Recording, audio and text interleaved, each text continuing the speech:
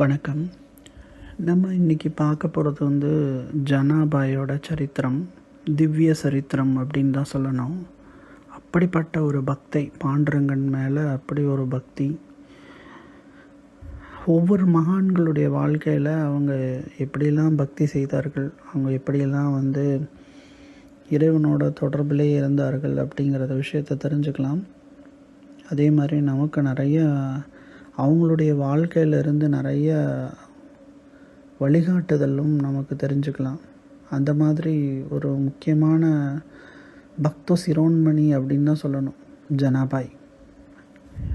எல்லாருக்கும் திருப்பதி தெரியும். திருப்பதி எவ்வளோ புகழ்பெற்ற இடம், நிறைய பக்தர்கள் தினம் தினம் வருவாங்க அப்படின்னு எல்லாரும் சொல்லுவாங்க.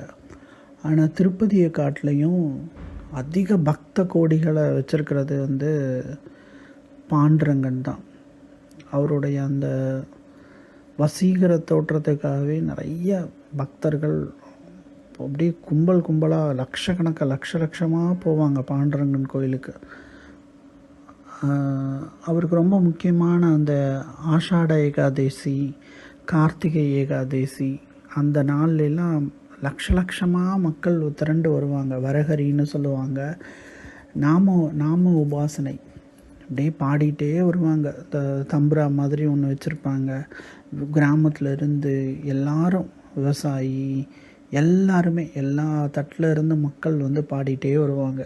அன்னைக்கு மட்டும் 25 லட்சம் இப்படி லட்சமாக மக்கள் திரண்டு பாண்டுரங்கனை தரிசிக்கிறதுக்கு அன்றைக்கி வருவாங்க. அந்த நாதோ உபாசனை அப்படியே பாடிக்கிட்டே போவாங்க. அதை அவங்களுக்கு காலும் வலிக்காது, வாயும் வலிக்காது. அந்த மாதிரி ஒரு பாண்டுரங்கனுடைய பக்தர்கள் அப்படி இருப்பாங்க.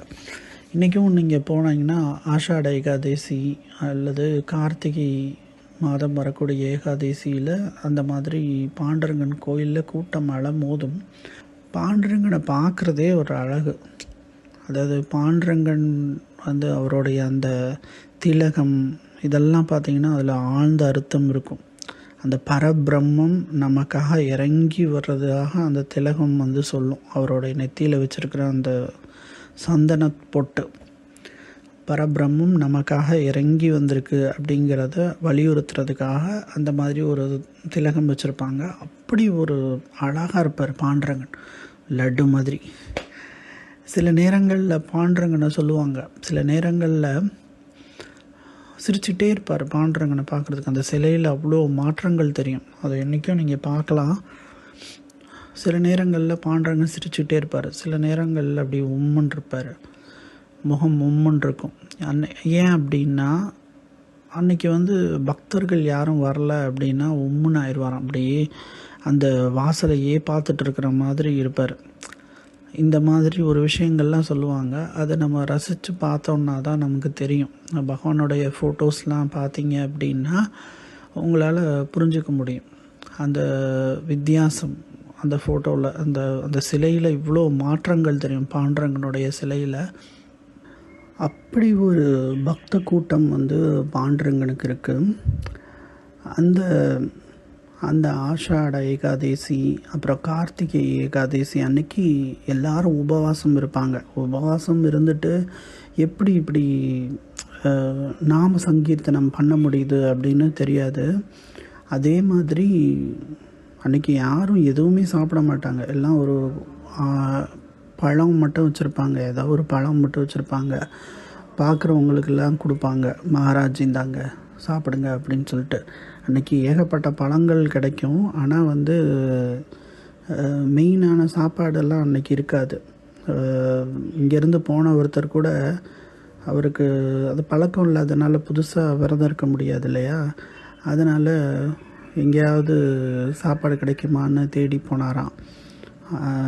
ஒரு முஸ்லீம் கடையில் போய் கூட கேட்டிருக்காரு, ஏதாவது சாப்பிட்றதுக்கு இருக்குமா அப்படின்னு சொல்லிட்டு. அவங்க இன்றைக்கி ஏகாதேசி, அதனால் நாங்கள் இன்றைக்கி எதுவுமே பண்ணல அப்படின்ட்டாங்களாம். அந்த மாதிரி ஏகாதேசி அப்படிங்கிறப்போ அங்கே எதுவுமே இருக்காது. அந்த அளவுக்கு ஒரே பக்த கோடிகள் தலை தான் இருக்கும். ஆனால் அவங்களுக்கு இருக்கிற பக்தி நமக்கு இருக்காது. நம்ம ஊறுகாய் மாதிரி தான் பகவானை தொட்டுக்கிறோம். ஆனால் அவங்க மெயின் கோர்ஸ் மாதிரி அவங்க பகவான் அப்படியே பகவான் அந்த விஷயத்தில் வந்து அவங்கள மிஞ்சுறதுக்கு ஆள் கிடையாது. அப்படி ஒரு பக்தி செலுத்துவாங்க. அந்த மாதிரி அன்னைக்கு ஆஷாட ஏகாதசி, கார்த்திகை ஏகாதசி அப்போ அப்படி இருக்கும். ஒரே ஜன திரளாக இருக்கும். பண்டரிபுரமே அப்படி கோஷம் மேலாவாக இருக்கும். சத்தம் அப்படி இருக்கும். விட்டல விட்டல விட்டல விட்டல விட்டல விட்டல விட்டல விட்டலன்னு அப்படியே வானத்துக்கு அப்படியே பொளந்து கட்டிட்டு போகும் அந்த விட்டல நாத கோஷம். அப்படி இருக்கும்.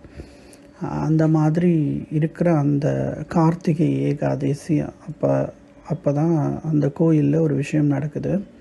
இந்த விஷயத்தை உங்களால் நானும் தெரிஞ்சுக்கிட்டேன். மீண்டும் ஜனாபாயோட கதையை நாளைக்கு கேட்கலாம். நன்றி.